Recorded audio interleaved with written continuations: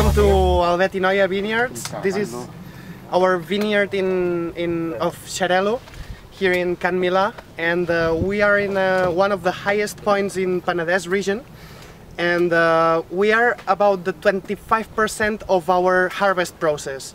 And so we're starting with Xarel·lo, which is a white variety, and as you can see, the health this year is quite good.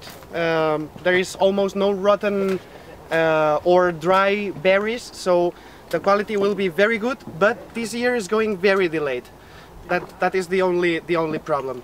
It's one of the highest points, so then the ripening also goes a little bit slower than usual. That's why we are harvesting now almost November, and we are still harvesting Xarel·lo. The production, it's okay, but it's not so big. The other one, it has a lot more of grapes. I thought that the leaves actually covers the sun, right?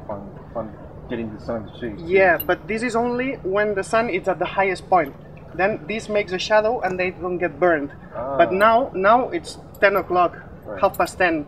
The heat of the sun is not so strong, and the grapes, they need the sun so they can ripen.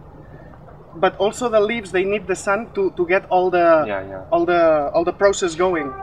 And so now what we are doing is we build this new branch here, which will be the fixed branch. Right. This one we will cut it here, and then we will grow it. This side will be grown at this level, not here but here. So then you have more amount of leaves, and then the production of this field will be much better.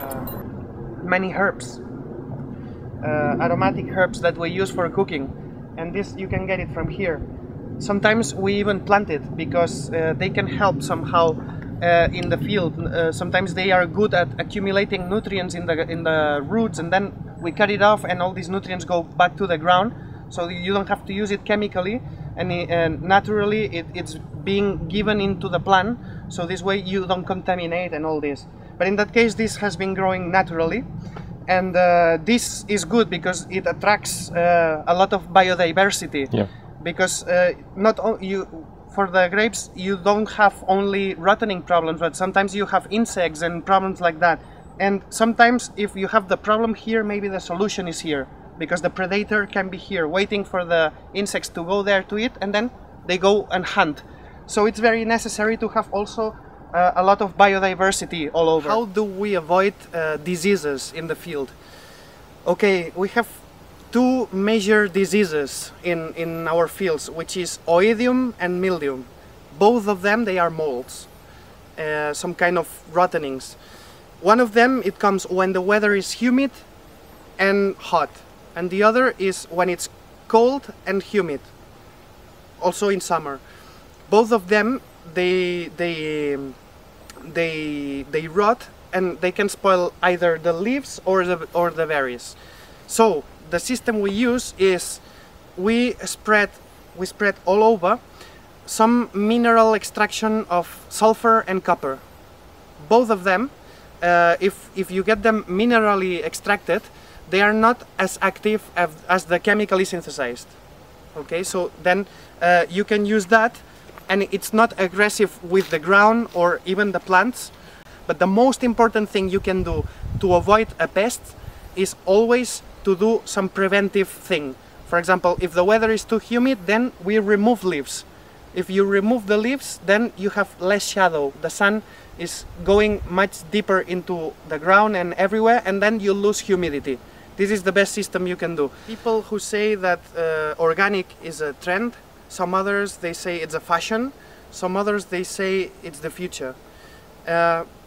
Our point of view in Albet Noya, it's that it's not only the future, but it's the only way. And the reason is that if you have to be able to supply to the whole world of different foods and supplies so people can live, there's only one way. You have to do it organic, so we respect the ground, the planet, otherwise we will spoil it. But we have to do it in a very, very, very efficient way. So it's not expensive, and it can be productive enough to supply everybody in a comfortable way. So I think that the line should go in the direction of exploring new varieties that are more efficient, more adapted, and they don't get rottenings, they don't get diseases. This boiling pot here, it's not actually boiling, it's fermenting. When you look at it, it feels like it's boiling, but if you touch it, it's really cold. This is this is Muscat. Muscat, it's a variety which is very flowerful.